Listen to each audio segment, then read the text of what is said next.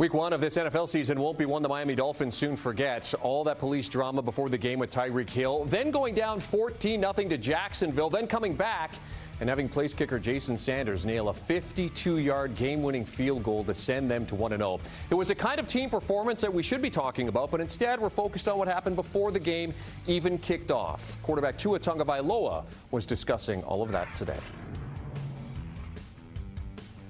Miami-Dade releasing 105 minutes of Bodycam footage of the incident on Monday afternoon. Hill was stopped for speeding, and after a brief interaction with officers, he was violently pulled from his car and handcuffed on the ground. Now, his teammates Calais Campbell and Jonnu Smith stopped to try to de-escalate the situation, but Campbell was handcuffed and cited for disobeying a direct order this afternoon. Here is Tua speaking about the incident.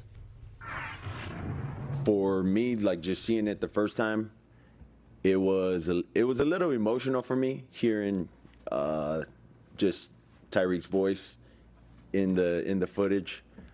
Just knowing Tyreek, for me, a lot of the instances that I see are just, you know, of people that I don't know, and it's happening to those people. And so for it to have happened to somebody that I knew, and then, you know, sort of hearing Tyreek's voice throughout that.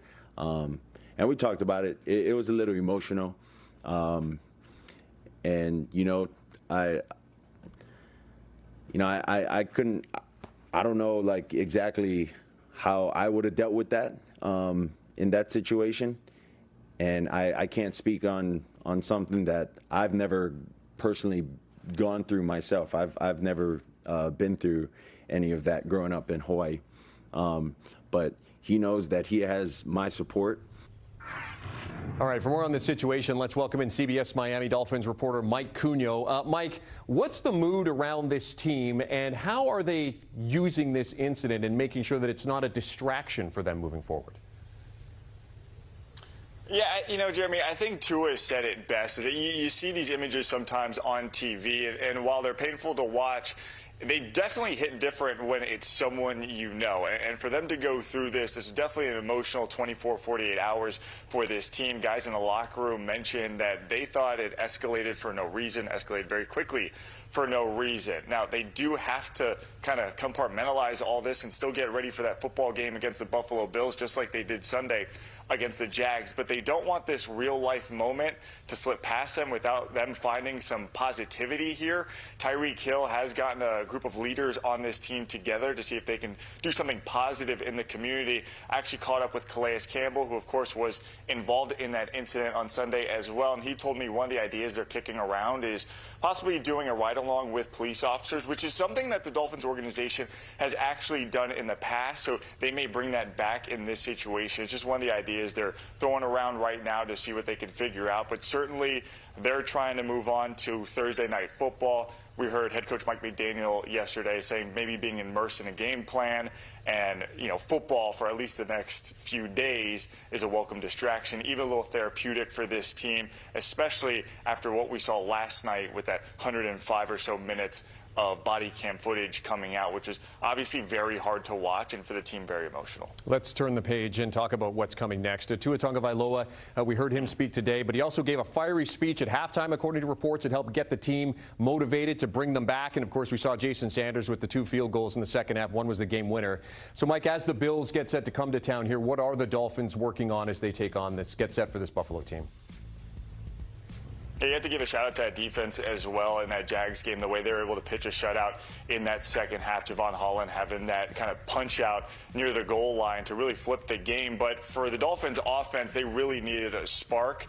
And I think for them, it doesn't start with one player. It really starts with one unit, and it's the offensive line. They really hadn't played together throughout camp or preseason. We know left tackle Tron Armstead doesn't play in the preseason. He kind of ramps up towards the regular season. So Sunday was the first time we had seen him all summer. And then Aaron Brewer, their new starting center, had been out for a month after having hand surgery after getting hurt during one of the joint practices. So that unit together has to shake off some rust, find some continuity. Because if you look at the way the run game performed, their leading rusher ended up being Jeff Wilson, who didn't come in until the fourth quarter of that game, and he's number 3 on the depth chart. Tua Tagovailoa for you know, a good chunk of that game was actually the Dolphins' leading rusher with an 11-yard scramble up the middle. So the run game certainly is where where everything starts for that speedy offense. I know everyone wants to talk about Tyreek Hill and Jalen Waddle, what they can do, and obviously they can do a whole lot. But the Dolphins really feel like they're a run-first team with those running backs, Devon Achane and Raheem Mostert. But both of those guys did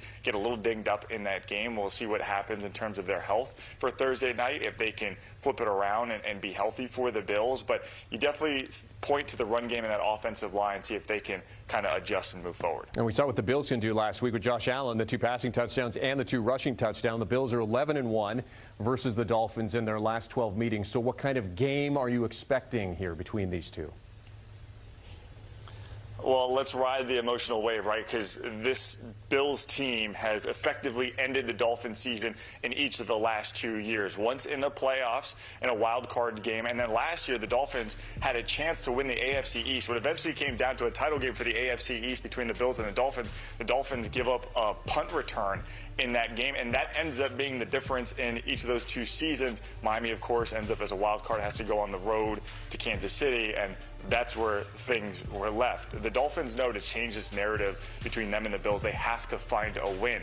This Bills team seems like they've been dominating Miami since Flutie Flakes were on the shelves. In the last 10 years, they're 15-5 against the Dolphins. The Dolphins know they're not going to be the top dogs in the AFC East until they change that narrative. Talking to Teron Armstead today, at least defensively, been a big problem for Miami dealing with the Bills. He said for them, the Bills just always seem to be like they're in the right place. So they have to be especially sharp on offense, which we saw more so in the second half of that game against the Jags, and that's why maybe that halftime speech from Tua Tagovailoa was so important for them. Maybe it was a wake-up call that they needed. Great stuff as always, Mike. Mike Cugno, CBS Miami Dolphins reporter, joining us here on HQ Spotlight.